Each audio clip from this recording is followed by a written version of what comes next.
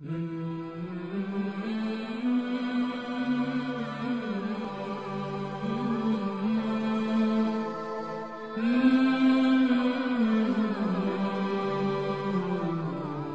দেওয়ার পর এই বউকে আবার কিভাবে গ্রহণ করতে পারে? এরপরে 10 বছর 20 বছর পরেও 2-4 বছর পরেও যদি আবার তারা একত্র থাকতে চায়, যেহেতু তালাক একটা দিছে, এই জন্য আবারও নিজেরা বিয়ে করে একত্র হতে পারবে।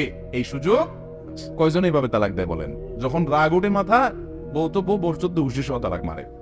তালাক দেওয়ার পর যদি স্ত্রীকে পুনরায় ফেরত নিতে হয়, তার সাথে পুনরায় সংসার করতে হয়, তাহলে তালাক দিতে হবে সুন্নাহসম্মত তালাক। কোন তালাক?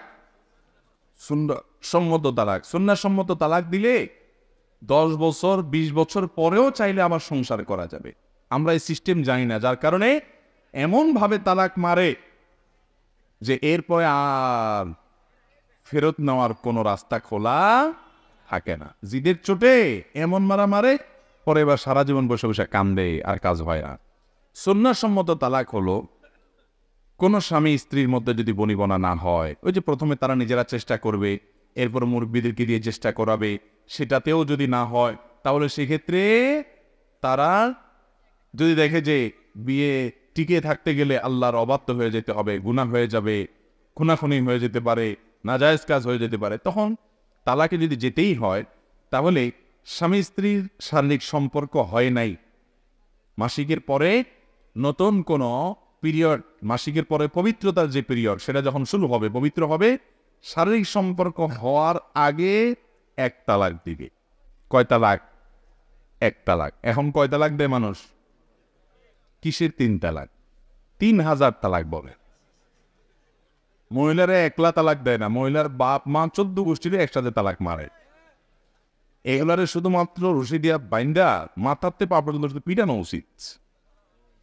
এটা ফাইজলামতির একটা সীমা আছে। তো তোমার যদি তার সাথে সংসার করার নিয়ত না থাকে, তাহলে সংসার থেকে বিচ্ছিন্ন হওয়ার পদ্ধতি ইসলাম শিখাইছে না শিখায় নাই?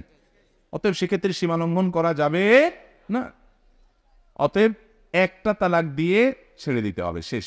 এর মধ্যে 3 মাস সময় থাকবে। দেখেন ইসলাম কত সুন্দর। 3 মাসের ভিতরে যদি মনে হয় না ঠিক আছে, আমরা আবার বোঝাপড়া করে একত্র থাকবো, স্ত্রী তার ভুল বুঝতে পারছে, স্বামী তার ভুল বুঝতে পারছে, ঠিক আছে, তারা নিজেরা আবার একসাথে হয়ে সংসার করতে চায়, উভয় পক্ষ রাজি, আলহামদুলিল্লাহ, এই সুযোগ আছে। কিন্তু 3 মাস অতিক্রম করে চলে গেছে। কয় মাস? 3 মাস। তাহলে সম্পর্ক এখন আর নাই। কিন্তু চাইলে এবার বিয়ের মাধ্যমে নতুন করে 3 মাস কেন, 3 মাস পরে যদি একটা তালাক দিয়ে ফেলে রাখছে, কিন্তু আর দেয় নাই, কিন্তু এবার যদি দেয় 3 মাস পরে অটোমেটিক সম্পর্ক ছিন্ন হয়ে গেল, দুইজন দুদিকে বিয়ে করতে পারবে যে কাউকে, এখন আর স্বামী স্ত্রী নাই তারা। এরপরে 10 বছর 20 বছর পরেও, 2-4 বছর পরেও যদি আবার তারা একত্র থাকতে চায়, যেহেতু তালাক একটা দিছে, এই জন্য আবারও নিজেরা বিয়ে করে একত্র হতে পারবে। এই সুযোগ কয়জন এইভাবে তালাক দেয় বলেন? যখন রাগ উঠে মাথা, বউ তো বউ বর্ষদ ঘুষি সহ তালাক মারে। আল্লাহ তাআলা আমাদেরকে বোঝার তৌফিক দান। তালাক দেওয়ার পর এই বউকে আবার কিভাবে গ্রহণ করতে হবে, এটা দিয়েছে উত্তর। আমরা অনেক সময় দেখি মসজিদে জামাত চলে, কিন্তু অধিকাংশ মানুষ নামাজ পড়া ছাড়া মসজিদের আশেপাশের দোকানগুলোতে বসে থাকে। তাদের সম্পর্কে ইসলামের বিধান কি? খুবই ডেঞ্জারাস এবং ভয়াবহ ব্যাপার। ভাইরা আমার, এমনিতে যদি মানুষ নিজেকে মুসলমান দাবি করে আর নামাজ না পড়ে, অনেক ইমামদের মতে সে মুসলমানই না, দাবি করলে তো হবে না।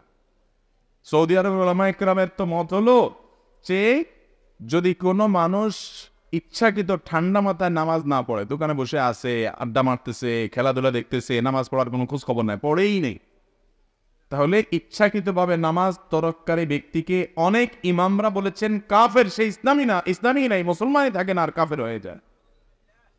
যদিও ইমাম আজম আবু হানিফা রাহিমাহুল্লাহ সহ আর অনেক ইমামের মতে তার ভিতরে যদি অপরাধ বোধ থাকে যে নামাজটা পড়া উচিত, না পড়ার কারণে সে গিলটি ফিল করে যে না ঠিক আছে শুরু করব, আল্লাহ আমাকে মাফ করো, তাহলে সে কাফের হবে না।